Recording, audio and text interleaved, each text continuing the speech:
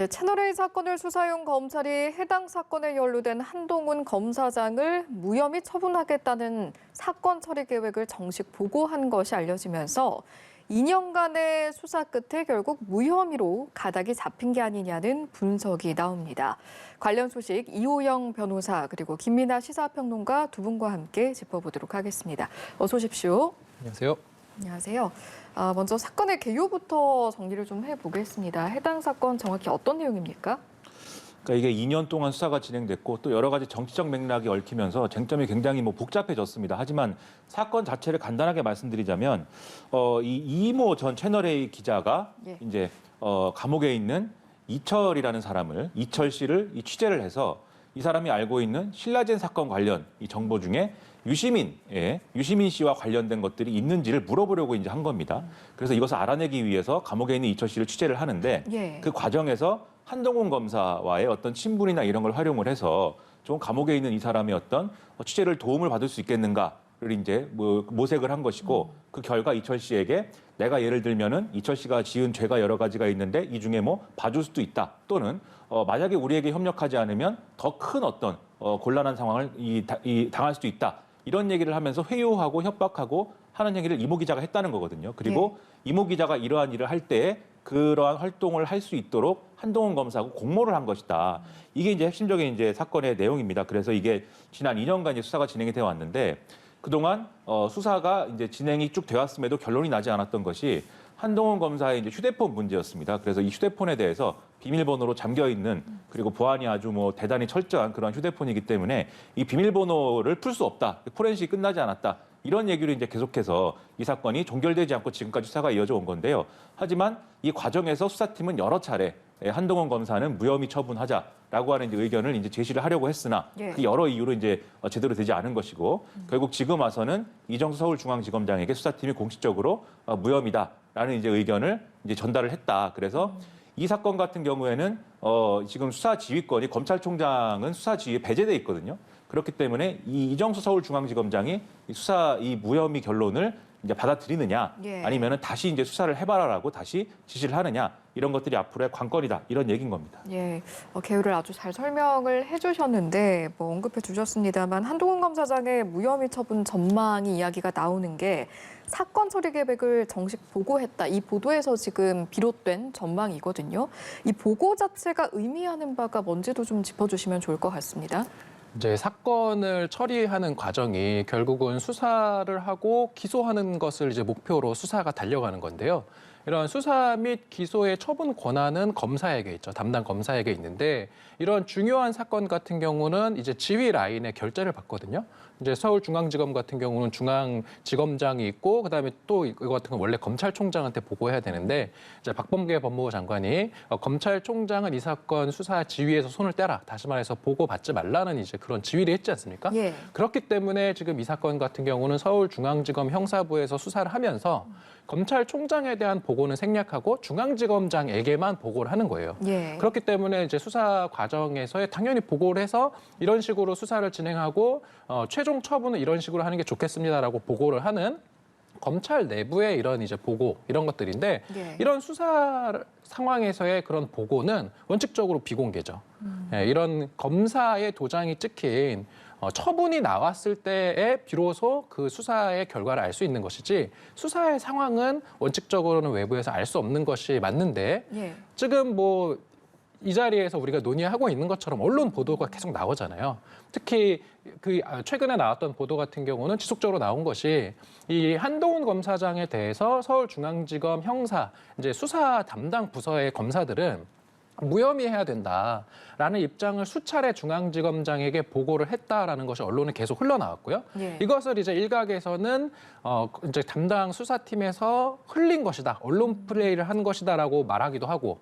또 다른 편에서는 이거 법조를 이제 출입하는 기자들의 어떤 취재 결과 이렇게 나온 것이지 검사들이 이것을 일부러 흘린 것은 아니다 이렇게 이야기를 하고 있긴 하지만 어쨌든 지금 질문하신 그 수사 과정에서의 수사 보고 검찰 내부에서 이런 보고들이 밖으로 새어 나오는 것은 상당히 이례적인 것이다 이렇게 말씀드릴 수 있습니다.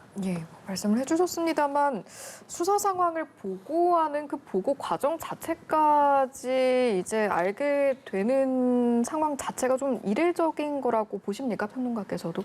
그렇죠. 우리가 어떤 검사가 어떤 뭐 죄를 지어서 그거 관련 사건이 뭐 진행이 어떻게 되고 있는지, 그리고 검찰 내부에서 이 사건을 가지고 어떻게 처분할지를 놓고 서로 어떻게 하고 있는지 이런 것들을 속속들이 알게 되는 사례가 거의 없죠. 이게 굉장히 특이한 사례인데, 지난 과정을 돌이켜 보시면 추미애 장관 시절에 이제 수사지휘권을 통해서 당시에 윤석열 검찰총장이 이거 보고받지 마라, 이런 이제 수사지휘권 행사를 한 것부터 시작을 해서 이게 한동훈 검사의 휴대폰의 뭐 유심을 뭐 압수수색하기 위해서 이제 이 당시에 이제 그 압수수색을 하기 위한 이 절차에 들어갔던 검사하고 한동훈 검사하고 뭐 이렇게 뭐 육탄전을 벌였다, 뭐 이런 사건도 나고, 그리고 최근에는 또 지금 이제 여러모로 보도가 또 나왔다 이렇게 말씀하셨는데, 박범계 법무부 장관이 이 수사지휘권을 다시 행사해서 검찰총장이 보고받지 못하게 한 것을 보고를 받을 수 있게 정상화시키고, 그런데 그러한 이제 그렇게 정상화시키는 과정에는 결국 김호수 검찰총장이 이 사건을 무혐의 처분하지 못하도록 하는 그러한 뭐 교감, 뭐 공감대 이런 걸 가지고 하는 거 아니냐, 뭐 이런 억측도 나오고, 이런 여러 가지 얘기가 나오다 보니까 그러다 보니까 지금 온 이제 언론의 관심이나 이런 것들이 이 사건에 쏠리고, 그리고 검찰 내부에서도 한동훈 검사가 어떻게 되느냐, 이 굉장히 중요한 문제로 다뤄지고 있기 때문에 결국은 그걸 우리가 다 알게 되는 그런 상황인 거거든요. 예를 들면은 한동훈 검사의 거취나 이런 거에 대해서 윤석열 당선인의 경우에는 선거를 치르면서 언론 인터뷰를 통해서 서울중앙지검장 해도 될 사람인데 지금 이 전 정권에 의해서 굉장히 지금 피해를 보고 있는 거 아니냐, 이런 취지의 얘기를 해가지고 그것도 논란이 됐는데, 그러다 보니까 지금 이 얘기를 가지고 언론이 다 뭐라고 쓰고 있냐면, 제목에 지금 뭐 한동훈 족쇄 풀리나 다 이렇게 쓰고 있습니다. 그러니까 족쇄가 정말 풀리는 거냐? 그러면 한동훈 검사가 이렇게 좀 무혐의 처분되면은 다음 스텝은 뭐냐? 인사가 어떻게 되는 거냐? 이런 데까지 얘기가 나오다 보니까 결국 우리가 몰라도 되는 얘기인데, 이렇게 정치화됐기 때문에 결국은 알 수밖에 없는 상황이 지금 조성이 됐다라고 볼 수밖에 없는 거죠. 예, 이렇게 과정에 대한 이야기가 쏙쏙 나오는 상황에서 그렇다면 최종적인 결론은 언제쯤 날 것인가? 시기적으로는 어떻게 전망하십니까? 지금 뭐 법조계에서 흘러나오는 얘기들을 종합하면 이제 빠르면 뭐 이번 주 안으로 결론 나올 것 같다라는 거거든요. 그간의 어떤 언론 보도를 종합해 보면 아까 말씀드렸던 것처럼 수사팀에서는 이미 그 이전에 이 한동훈 검사장에 대해서 어떤 기소를 해서 공소유지를 할 정도의 증거가 없다라는 그런 보고를 수차례 했다라는 건 이미 흘러나와 있고요. 그리고 지금 최근 어제 나온 보도들을 보면은 그 수사 보고가 1시간 동안 이루어졌다는 거예요. 그래서 담당 수사팀의 주임 검사와 부장 검사, 차장 검사가 참석을 해서 이제 수사팀이 한 검사장을 무혐의 처분해야 되는 그런 이유를 1시간 동안 보고를 했다라는 거거든요. 이런 것들을 종합해 보면 결국은 한동훈 검사장에 대해서 제기된 각종 의혹이 있고, 실제로 그 의혹의 당사자인 채널A 이모 기자는 기소되어서 1심에서 무죄 판결을 받고 지금 재판 중이지만, 그 이모 기자와 한동훈 검사장 사이의 공모 의혹을 밝힐 만한 그런 증거는 현재로서는 없다. 그렇다라고 한다면 기소하기 어렵다라는 것이 이제 수사팀의 입장이고, 그렇다라고 한다면 아무리 지휘부에서 이것을 더 수사를 해봐라라고 한들 수사의 동력은 없거든요. 그렇기 때문에 아마 조만간 불기소 처분이 나오지 않을까, 그렇게 예상할 수 있을 것 같습니다. 예, 알겠습니다. 이번에는 다음 주제로 넘어가 보겠습니다. 어제 경찰이 10시간가량 경기도청을 압수수색을 했습니다. 이재명 민주당 상임고문의 부인 김혜경 씨의 법인카드 유용 의혹 관련해서였는데, 일단은 어떤 의혹인지부터 한번 짚어보죠. 그러니까 이게 크게 나누면 한 3가지 정도의 이제 의혹이라고 볼 수가 있겠는데, 첫 번째가 지금 말씀하신 것처럼 이 법인카드 사용과 관련돼서 어떤 편법이라든가 이런 게 있는 거냐, 이 부분이 이제 좀 쟁점이 되겠습니다. 그래서 이것들을 예를 들면은 김혜경 씨라든가 이재명 전 지사 부부가 사적으로 이제 사용하기 위한 용도로 이제 썼느냐, 이게 이제 쟁점인 거고요. 그 다음에 김혜경 씨가 어쨌든 이제 도지사의 부인으로서 이제의 지위를 가지고 있는데, 공식적으로 그러면은 수행을 하는 공무원이나 이런 것들의 어떤 업무나 이런 것들은 있을 수가 없는 것이거든요. 그런데 사실상 편법적으로 김혜경 씨를 수행하도록 한 그 공무원을 시켜서 수행하도록 한 그런 문제가 있었던 거 아니냐라는 의혹이 있는 것이고, 그리고 이 수행 비서, 이 수행을 하게 된 이 공무원이 또 밑에 사람에게 일종의 갑질 이런 거를 이제 하고, 그리고 김혜경 씨와 뭐 이재명 전 지사가 먹을 예를 들면 뭐 식사라든지 이런 것들을 준비하도록 하고 그런 것들을 강요한 거 아니냐, 이제 이 의혹이 있는 겁니다. 그리고 마지막으로 이제 이렇게 김혜경 씨를 이제 보좌하고 이런 역할을 실질적으로 한 공무원이 이 김혜경 씨에게 필요한 약이라든가 처방전 이런 것들을 대리 처방받고 그것을 수령한 것이 아니냐, 이게 이제 의료법 위반 아니냐, 이런 의혹이 있는 건데요. 이 의혹들에 대해서 선거 기간 동안에 이제 국민의힘이라든지 시민단체들이 고발을 한 건도 있었지만, 경기도가 자체적으로 이제 감사를 진행한 게 있거든요. 특히 지금 말씀드린 김혜경 씨를 수행하고 도와줬던 이제 배모 씨에 대해서 공무원 배모 씨에 대해서 이 감사를 진행했는데 이 배모 씨가 이제 비협조적으로 감사에 임했기 때문에 결국은 이 부분과 관련돼서 이 횡령이라든가 업무방해 혐의로 이 경기도가 이 사람을 지금 고발한 그런 상황입니다. 그래서 이 고발한 이후에 한 열흘 만에 지금 이렇게 압수수색이 진행됐다 이렇게 보시면 되겠습니다. 예, 뭐 말씀해주신 것처럼 고발장 접수 10일 만에 강제 수사로 전환이 되고 압수수색이 이루어진 건데 그렇다면 보시기에 어떻습니까? 이 정도 속도라면 좀 수사 진행 속도가 빠르다라고 볼 수 있는 겁니까? 뭐 수사 진행 속도가 빠르다 느리다 이렇게 한마디로 표현하기는 조금 어렵지만 예. 뭐 이제 경기도청에서 그런 감사 결과를 토대로 고발을 한 게 최근이고 그리고 그에 앞서 또 이제 국민의힘에서도 2월에 이미 고발했었거든요. 그리고 서울중앙지검에 고발을 했고 중앙지검에서 이제 경기 남부청으로 이첩을 했는데 예. 그런 것들을 놓고 보면은 뭐 압수수색만 가지고 너무 빠르다 이렇게 말씀드리긴 어려울 것 같고 이제 압수수색이 집행된 과정 그 대상 이제 지역을 좀 살펴볼 필요가 있는데 보면은 뭐 총무과와 의무실, 조사 담당관실 등 그런 곳에 집중됐거든요. 이것은 뭐냐면 예산을 주로 집행하고 회계를 담당하는 그런 곳들입니다. 예. 그래서 이런 고발장에 적시된 그런 기재 사실이 만약에 사실이라면 범죄 혐의가 어느 정도 성립할 이제 소지가 있다라고는 수사기관에서 보는 것 같고 그렇기 때문에 물증을 확보하기 위해서 이렇게 압수수색을 진행했다 이렇게 보시면 될 것 같습니다. 네. 김혜경 씨 소환 조사, 나아가선 이재명 상임고문 소환 가능성 이야기까지 나오는데 그 가능성 면에서 어느 정도로 좀 판단을 하시고 시기적으로도 한번 여쭤보겠습니다. 이제 보통 고발이 접수가 되면 무조건 그 피고발인 일단 원칙적으로는 고발장이 접수가 돼서 사건 번호가 붙는 게 입건이라고 하는데 예. 입건이 되면은 형식적으로는 피의자가 되는 건 맞아요. 그런데 대개의 경우는 이제 범죄 혐의가 제대로 소명이 안 되거나 의심이 별로 안 되거나 또는 죄가 안 되는 그런 고발장도 많이 접수가 돼서 보통 통상 수사기관에서 고발장이 접수가 되었다고 해서 무조건 피고발인을 이제 소환하는 것은 아니지만 예. 지금 이 사건 같은 경우는 어쨌든 수사기관에서 압수수색까지 진행할 정도고 그렇다라고 한다면은 그런 고발장에 기재된 범죄 혐의가 만약에 사실이라고 하면 범죄가 성립될 소지가 있고 따라서 지금 어제 그 집행한 압수수색으로 이제 취득한 범죄의 자료들을 먼저 분석할 거고요. 예. 그 분석 결과 어떤 범죄의 의심이 조금 더 짙어졌다라고 하면은 피고발인을 소환할 수 있고 그 경우에 이제 김혜경 씨 같은 경우는 아마 소환이 될 것 같고 이재명 이제 상임 고문까지 소환이 될지는 조금 더 지켜봐야 될 것 같다 그렇게 예. 보고 있습니다. 압수물 분석 결과에 따라 또 다르겠습니다.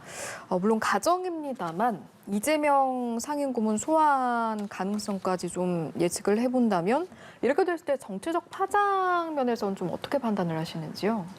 이게 아무래도 앞서 말씀드린 사건도 그렇고 이 사건도 그렇고 결국 정치적인 어떤 측면하고 뗄래야 뗄 수가 없는 것이기 때문에 지금 이 수사를 두고도 정치적인 여러 가지 해석들이 나오고 있는 그런 상황이거든요. 대표적으로 민주당에서는 결국 이재명 전 지사가 선거에서 이제 패배한 그런 이제 입장인데 선거에 패배한 사람에 대해서 이렇게 지나치게 빨리 이렇게 이제 수사가 진행되고 하는 것은 이거는 이제 일종의 이제 정치 보복으로 이어질 수 있는 거 아니냐 이런 우려의 목소리를 내고 있고 그리고 또 하나 얘기하는 게 그러면 선거에 이긴 사람에 대해서는 수사하지 않는 거냐. 예를 들면 이게 이제 김건희 씨와 관련된 예를 들면 허위 이력 의혹이라든지 뭐 도이치모터스 주가 조작 사건이라든지 이런 것들의 형평성 이런 것들을 거론을 하고 있어서 이게 정치적으로 파장이 이제 이어질 수가 있는 그런 상황입니다. 그런데 이제 뭐 형평성 이 문제를 얘기할 수는 있겠지만 하지만 어쨌든 지금 여러 가지 혐의가 예상이 되고 그리고 또 고발한 건도 있고 경기도가 고발한 게 있는 것인데 네. 이걸 또 수사를 안 할 수는 없는 것인 거고요. 그리고 이 하나의 사건을 가지고 사실 얘기하는 것이 여러모로 이제 우리가 좀 이 사건을 다루는 데 도움이 되는 것이지 다른 사건까지 연관해 가지고 왜 이거는 수사하는데 이건 수사하지 않느냐 이런 논리로 접근하는 것은 오히려 이제 추가적인 불필요한 정치적 논란을 낳을 수 있는 상황 아니냐 이런 생각이 들거든요. 그렇기 예. 때문에 그런 형평성 논란보다는 지금 주목해야 될 것은 실제로 선거 기간 동안에 이재명 전 지사하고 김혜경 씨가 했던 해명이 맞는 거냐 그 부분에 이제 좀 집중을 해야 될 필요가 있습니다. 여기서 맞는 거냐라는 것은 지금 이제 배모 씨가 결국은 지금 경기도에 의해서 고발이 된 거지 않습니까? 예. 그 연장선에서 지금 압수수색을 한 거고요. 근데 이 이재명 전 지사하고 김혜경 씨는 이 배모 씨에 의해서 주로 이제 이 범죄적인 어떤 그러한 부분들은 이루어진 것이고 자신들은 도움을 받은 것은 이제 좀 사적인 차원에서 도움을 받은 거고, 그리고 직접적인 어떤 책임을 질 수 있는 그런 어떤 뭐 구체적으로 업무 지시를 했다든지 이런 것들이 이제 없었다라고 얘기를 한 거거든요. 그러면 그 부분에 대해서 이 수사의 과정과 조사 과정에서 소명해야 될 것을 성실하게 소명을 하면 예. 좀 이제 해결되는 문제라고 보고, 그 절차를 거치면 이 수사가 예상보다 빨리 끝날 거 아닙니까? 그러니까 수사를 빨리 종결짓는 게 정치적 논란을 최소화하는 것이기 때문에 그 방향으로 정치권도 그렇고 수사기관도 그렇고 노력을 해야 될 필요가 있지 않은가라고 생각을 합니다. 예, 일단 당장 어제 또 압수수색이 이루어졌기 때문에 압수물을 통해서 또 어떤 방향이든 수사가 진척이 되지 않을까 싶습니다. 끝으로 이 사건도 짚어보죠. 아동 성착취물 공유 사이트 웰컴 투 비디오의 운영자 손정우의 범죄 수익 은닉 혐의 첫 재판이 오는 19일에 열리는데 이걸 좀 구별을 짓고 싶은 게 일단 판매 혐의와는 별개의 건인 거죠.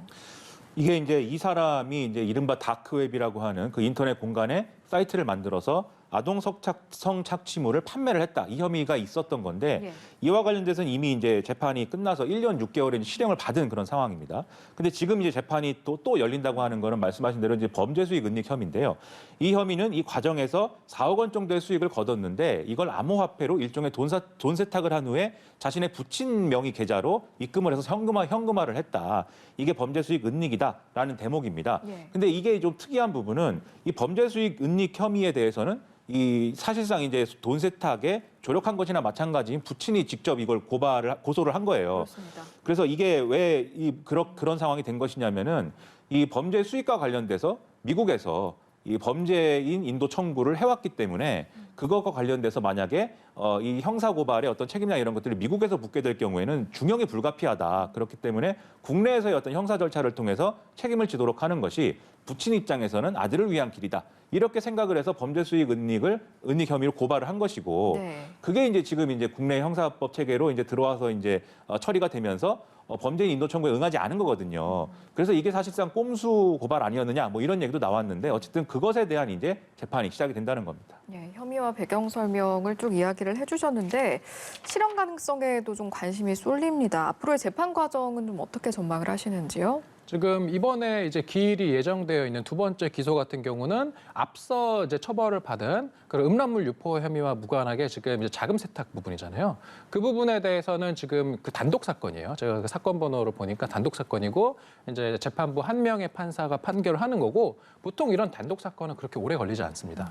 따라서 아마 뭐 올해 안으로 판결 선고되고 아마 확정도 금방 되지 않을까 싶고요. 예. 그렇게 되면은 다만 이 도박이나 이런 것들이 죄질이 그렇게 좋지는 않기 때문에 뭐 실형이 선고될 그런 가능성도 있다라고 보는데 문제는 우리 그 형량이 그렇게 높지는 않거든요. 따라서 지금 앞서 이미 처벌받고 그 확정됐던 그 음란물 유포 같은 경우도 고작 1년 6개월밖에 안 되기 때문에 예. 특히 그 미국 쪽에서는 엄청난 반발이 있었어요. 이 손정우 씨가 개설한 이 다크웹을 통해서 예.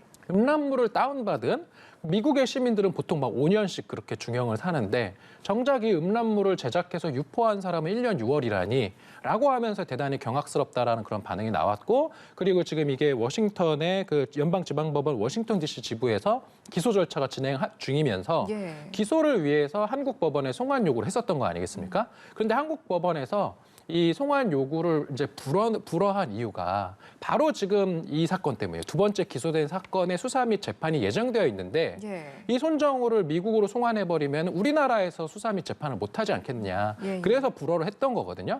그렇다라고 한다면 앞으로 어떻게 진행될 것이냐 한번 예측을 해보면 예. 이제 두 번째 기소된 재판이 실제로 이제 유죄 확정돼서 집행까지 되면 그다음에 미국에서 중지되어 있었던 그 기소 절차를 다시 유지하기 위해서 송환 요구가 또 올 거예요. 그렇게 되면 그때는 아마 그 앞서서 송환 요구를 기각을 했던 사유가 없어졌겠지 않겠습니까? 예. 그렇다라고 한다면 그 이후에 미국으로 송환되어서 미국 법에 의해서 처벌이 될 가능성은 여전히 남아있다라는 건데 이거 관련해서 이제 좀 말씀드리자면 예. 제가 얼마 전에 미국 변호사님이랑 이거 좀 얘기해봤는데 이제 음란물 유포 혐의나 뭐 이런 것들에 대해서 미국 법에 의해서도 처벌받을 가능성이 전혀 없지는 않아 보인다. 이게 왜냐하면 이중처벌 금지 원칙이라는 것이 있기는 하지만 예. 그 미국 수정헌법에는 이런 것도 있다라는 거예요. 뭐냐하면 하나의 행위가 두 개의 국가의 동일한 범죄를 구성할 때에는 그 두 개의 범죄는 각각 별개로 본다라는 거예요. 그렇다라고 한다면 한국 법에 의해서 음란물 유포죄로 이미 처벌되었다 하더라도 예. 손정우가 올린 그런 음란물 유포 이런 것들이 미국에서 지금 많이 다운로드가 됐고 피해가 미국에서도 발생했잖아요. 그러면 미국 법원에 의해서도 처벌이 될 가능성도 있다. 이렇게 볼 수 있을 것 같습니다. 예, 알겠습니다. 여기까지 듣고 마무리하겠습니다. 지금까지 김민아 시사평론가 이호영 변호사와 이 시간 함께했습니다. 고맙습니다.